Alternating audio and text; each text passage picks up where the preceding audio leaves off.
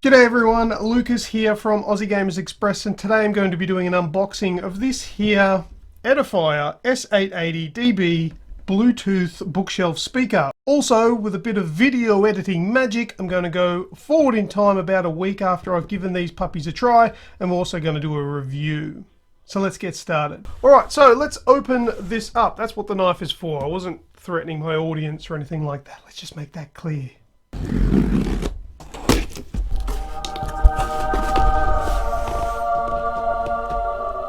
Alright, we've got some instructions. No one really wants to know about that, I don't think. Comes with an, well, it says audio accessory, but in my experience, this is an optical cable. So it's going to have an optical input, which is really cool. Something you need for really good sound. Power cable? Is it? That's some strange...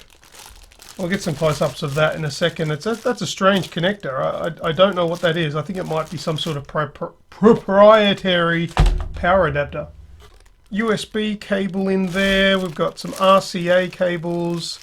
3.5mm headphone jack. We'll get some close-ups of these on the screen for you so you can see what I'm looking at. Oh, wow. This needs to be opened up. Alright, see this thing here, there's a bit of weight to that. That kind of feels like, well, this back half is plastic, but this front half I think is metal. That's really neat. And I guess you could mount this anywhere. It's kind of like a remote for it, which is pretty damn cool. That looks awesome. The clicks feel nice, feels good in the hand, but I don't think this is something you'd hold. I think you would mount this. I'll explore this a little bit more. It's got an infrared blaster on the top there. Yeah, alright, we'll explore that a little bit later on. Alright, now this is, I think this is the power cable. That looks more like a power cable to me. And it also has a power plug on it, which is a dead giveaway. Alright, last thing on the top of this here is like the power box, the power unit there, which will go into the speakers. This thing must output a fair bit of juice because these power cables look pretty damn intense. Alright, next part's the speakers. Oh, that's really heavy. Okay, and that's everything in the box. Alright, now the way these speakers work, one's going to be an active speaker and the other one's going to be a passive speaker. So I want to have a look at the active one, which I would believe is this one. Now the difference is the active one has the amplifier inside. It's the one that does the receives the power and has all of the controls, has the Bluetooth unit in it. Basically the active speaker does everything and then sends the other signal to the passive speaker, which basically just plays sound. Alright, so here we have the active speaker. It doesn't have any protective grille over the front of these speakers, which could be an issue if you're going to put them in a place where they may get knocked, or if you've got children or pets or anything like that, if they're going on the ground. If they're going up high on a bookshelf, then it's probably not going to be an issue, but I like the look of having speakers without the grill, but I like having the option of having something on there, which is something that the other Edifier speakers in their range usually have. On the back end, we've got the auxiliaries with the auxiliary RCA cables. There's a USB. I'm not 100% sure what the USB is for. I'll have to find that out during my time using it. There's the optical fiber input there, coaxial. That weird cable that I saw before that I thought might have been power is obviously the left speaker, which is what goes to the passive speaker. There's your power and your adjustments here for the sound. What's that one? That's volume. We've got bass and we've got, I'm assuming, treble. Yes, the top one's treble. And the power clicks in. Usually with these Edifier speakers, that's how you change between the different modes. You'll click that in to switch between Bluetooth or the RCAs or coaxial or optical or what have you. Okay, just for comparison, I've got the passive speaker out of the box as well. Looks identical on the front, no speaker grill, just your drivers on there and tweeters. Same finish, and on the back we've just got the singular plug on the bottom here, which will plug into the active speaker, which is where this speaker gets its power and its audio from. Alright, so there you have it. Those are the little bits and pieces that come in the box for this Edifier speaker. I don't know what it sounds like as yet, but what I'm going to do is I'm going to nick off for the next week and I'm going to use this, try out its features, test it out, listen to what it sounds like. I'll come back in the next portion of the video where I'll do an audio test. Now these audio tests, it's only going to pick up as good as my microphone picks up. It is a good microphone and it should give a good understanding, but generally you're going to have to hear it for yourself in person to get a real indication of what these sound like. I'll give you my impression, my thoughts and opinions on it, but I guess the main thing you'll take away here is what I think of the features, the connectivity, and how it actually performs as a speaker within the home. All right, well let's go do that now, and I'll see you in the next bit for my review. See ya! Alright, first of all, let's take a look at the appearance and the design of these speakers. Now you can see this one here is the active speaker, and I'll pop up on the screen a little bit of a display there for you while I'm explaining this.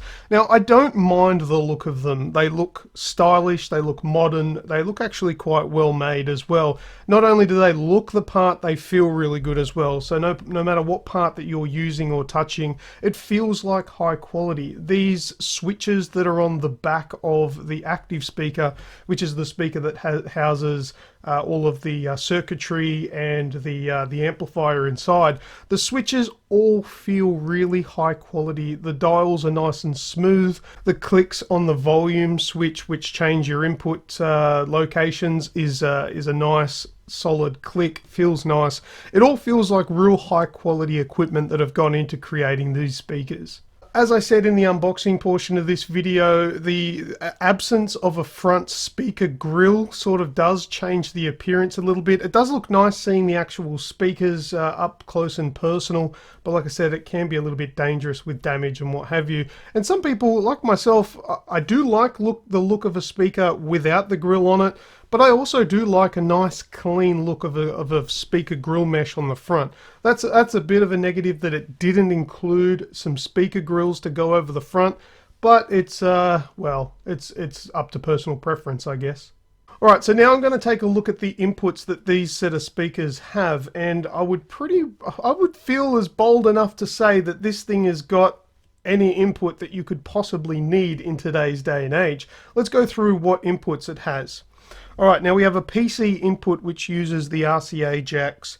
We've got an auxiliary output which also uses the RCAs. Now there's a USB input as well, and this is the one that I predominantly used, and I am absolutely blown away that this speaker has USB. I've not used a Bluetooth bookshelf speaker yet that has a USB attachment, and this one has it, which is cool, and I'll go into a little bit more detail about that in a minute. Okay, we've also got the optical inputs as well, which is good for if you're using hi-fi systems that will output optical. If you're going to connect this up to maybe a console, a video game console like the PlayStation 4 or the Xbox One, they all output audio in optical if you choose, and you can plug that directly into this for awesome sound.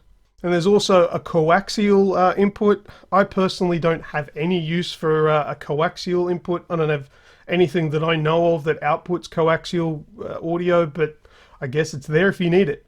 And the last one I've got here is the Bluetooth connection, which is probably the most convenient way to connect to a set of speakers like this. If you are setting this up, say, as your home stereo, you can plug in all the things in the back for your regular use, and then you can also use Bluetooth from your mobile phone device to use on the fly if you, say, want to listen to some music while you're doing some housework. Okay, now back to the USB connector where you can plug in basically USB devices. Now what I've done is I've connected this directly to my PC using USB, which is really good because I don't really like using 3.5mm headphone jacks in my PC. It's just the settings on computers really do prefer USB these days. Further to that, there's also circuitry on board these speakers which will allow you to plug in a USB adapter and just plug in a USB thumbstick. You can plug it directly into the speakers and play your music that way.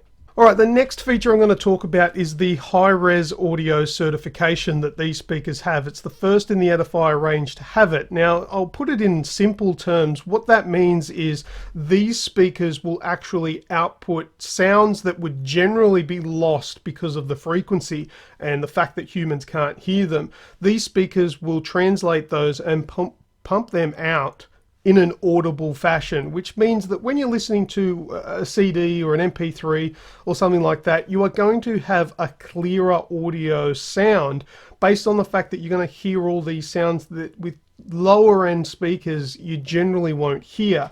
It's the spectrums, megahertz, all that sort of stuff, the sound frequencies that humans can't hear. These speakers will push them out in a frequency that is audible to humans and make the music sound, or the sound, a lot clearer. Alright, so the next part I'm going to talk about is the speakers themselves, and the one up the top here is our titanium laminate tweeter unit, and it's a 19mm dome treble tweeter, which is made from a highly polished titanium laminate. Hard to say all that stuff at once. Now, if you don't know what the tweeters are, basically they're the smaller speakers in a set of speakers that will push out more of your high range sounds, trebles and all of that. And with a good quality one, it'll give you nice, clear, crisp sounds. Without tweeters, generally you'll get a blurred sound just coming from a woofer style speaker, but having that tweeter built in as well is obviously going to give you nice, crisp, clear sound. Now the next part of the speakers is the main speaker, which is down the bottom here, and this one has a metal diaphragm bass unit installed in it. Basically it's a 3.75 inch metal diaphragm mid-range bass speaker, and it has an aluminium frame which allows for higher power and minimal vibration crossover. Now the best part about this, what I like to check out with these speakers, is if they're designed to be put on a bookshelf. You don't want to be blasting the speakers really loud when you're pumping that cool stuff, when you're doing boring chores around the house and worrying about this thing vibrating its way off the shelf and onto the floor and dead. So a test that I like to do is I like to pump out some heavy music with heavy vibrations and put the remote control on top of the unit and see if it stays put. Let's have a look and see if it passes this test.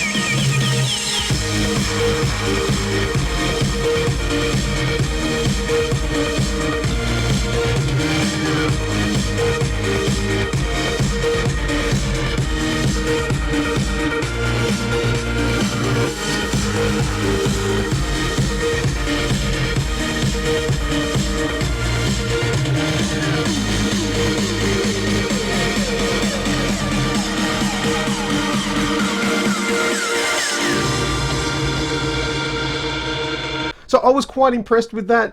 There are some vibrations, but basically it's minimal. It's to the point where the speakers aren't going to move from their position with the amount of vibration that comes out of this thing.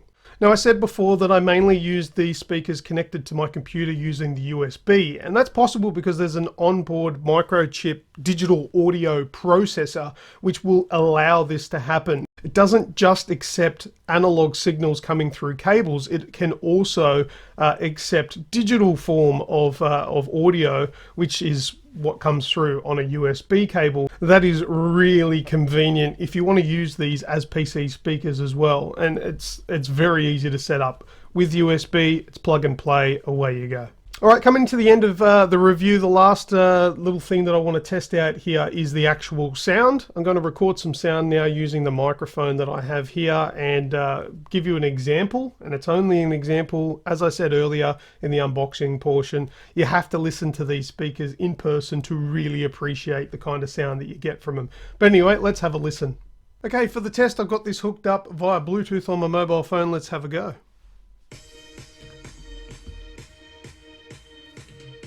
Let's turn the volume all the way up.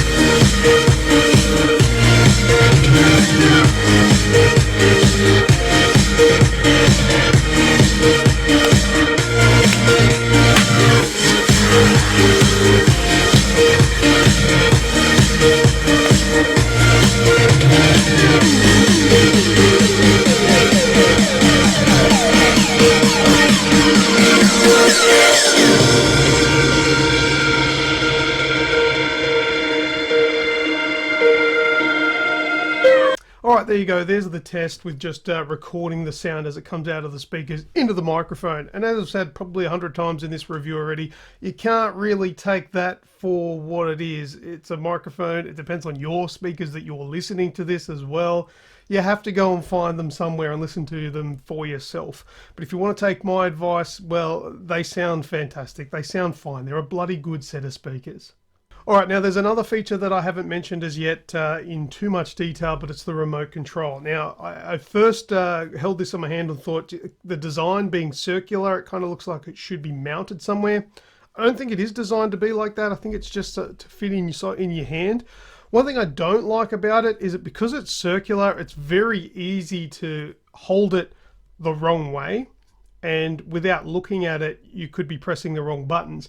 You do sort of get that muscle memory thing when you're using a remote control that is rectangular. You get muscle memory and your fingers know whereabouts the buttons are. But when you've got something circular like this, it's very easy to have it a little bit askew.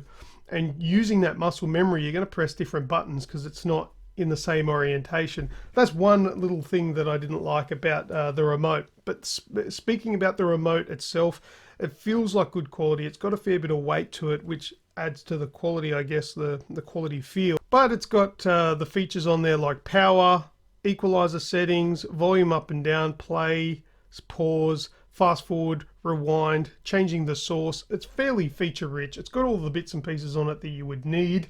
So in saying that, it is a good remote control. It's just a strange design being round. Maybe they went for something that resembles a speaker or something like that, but I don't know. It's still a good remote. It does the job. Right, now, in every review, I always search for something that I don't like. Or if there's many things I don't like, I will mention them. If there's something that I had to pick on with these speakers, it's the price. At the time of this recording, it's March 2018, it's 399 Australian dollars. That's really expensive. Now, I guess to give it a little bit of credit, it is very feature rich with a lot of different input options, including Bluetooth and USB. This is something that not a lot of bookshelf speakers have, all of those features, which is why I would think these speakers are as expensive as they are. Whether it's value for money will depend on your situation. Do you need all of these accessories? Do you need this high bracket of speaker? I personally would love to have these speakers. I think they're great. But yeah, that price is a bit of a hurdle. $400 when you can get away with some Bluetooth speakers, even from Edifier, which have a fantastic range for half the price of this. But anyway, that's something you need to work out, is whether you need all of those features, all of those inputs. And don't forget as well that I guess a lot of the price comes down to the great quality that these speakers are. I've reviewed plenty of different Edifier speakers and I've not been let down or disappointed by any of them. But anyway, I'm finishing up with the review here. There is some specifications and a link to the Edifier website in the description down below. Also, there's some links in there to Aussie Games Express, whether it's Facebook, Discord, YouTube, Twitter, all of that stuff is down below as well. While you're there, please, if you've enjoyed this video, please give it a like, a thumbs up, and click the subscribe button if you haven't done that already. Thank you very much for watching, everybody. As always, I am Lucas from Aussie Gamers Express, and until next time, we'll see ya!